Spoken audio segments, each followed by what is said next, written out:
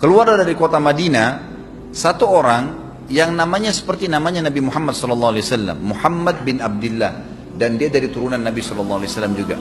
Kata Nabi SAW, akan keluar nanti ya, seseorang dari kota Madinah, dari keturunanku, yang namanya seperti namaku, Muhammad bin Abdullah, juga sama posternya, parasnya seperti aku, sama dengan Nabi SAW, persis alisnya, rambutnya, kulitnya, dari turunan Nabi SAW, tapi dari asli kota Madinah.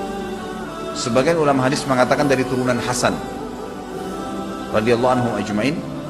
Intinya kata Nabi SAW akan keluar nanti dari kota Madinah, tapi akhlaknya bukan seperti akhlakku.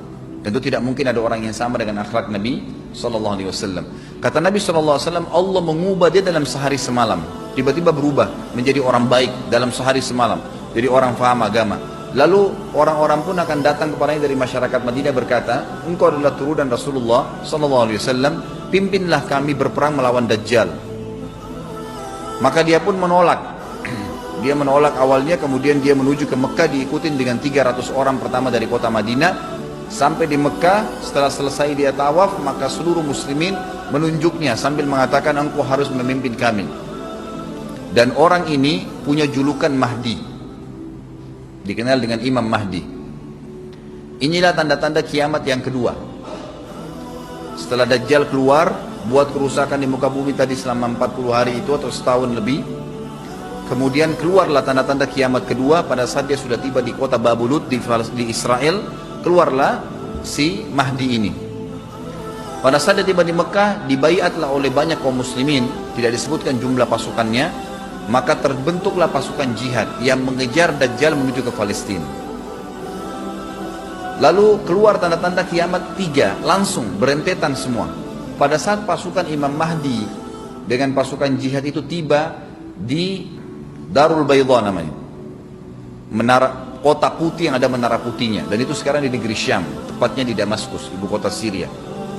Sebagian ulama mengatakan Masjid Jami' Syam, karena memang menaranya berwarna putih.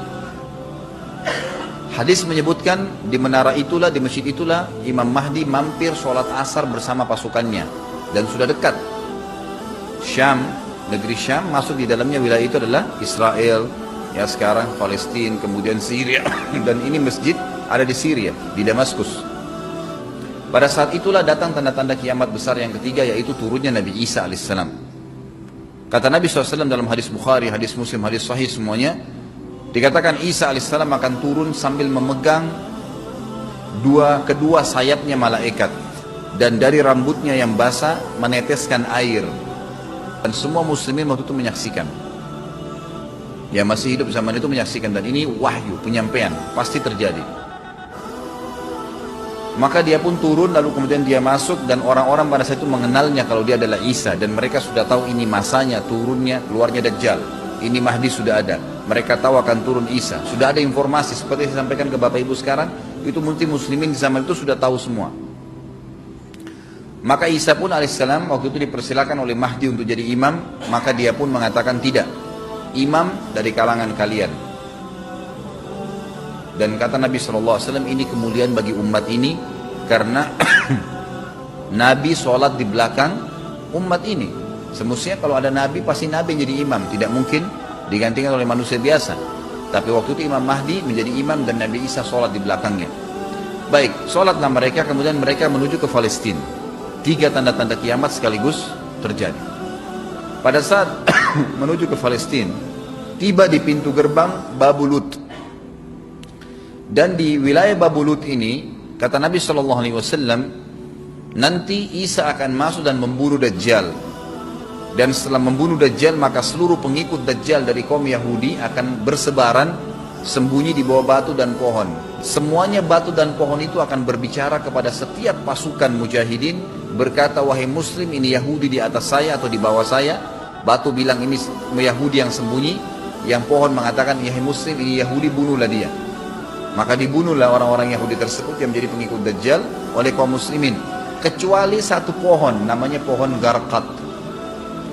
Ringkas cerita adalah Nabi Isa alaihissalam akhirnya tiba dengan pasukan mujahidin di depan pintu gerbang Babulut. Kemudian orang-orang Yahudi tidak kenal, tidak tahu Nabi Isa, tidak tahu tentang yaitu Mahdi, mereka belum tahu ini. Mereka berbangga-bangga saja. Lalu mereka berkata kepada Dajjal, ada pasukan, segelintir pasukan yang mau menyerang kita. Dajjal mengatakan, bukakan pintu gerbang.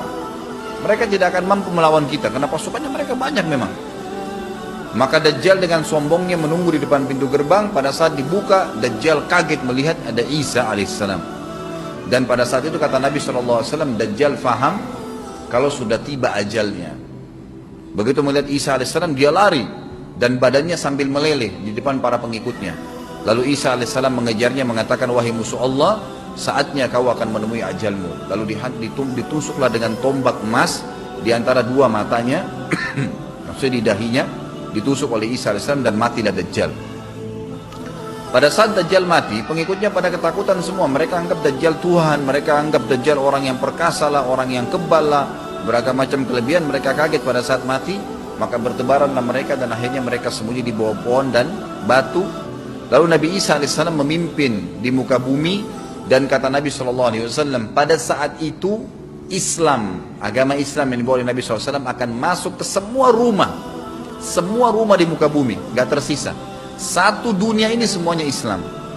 Hadis sahih, kata Nabi SAW, Islam akan masuk ke setiap rumah, bi'izzil aziz au bidhilli dhalil, dengan kemuliaan atau terhina. Yang tidak mau terima dibunuh. Gak ada lagi penolakan terhadap Islam. Itu hadis sahih.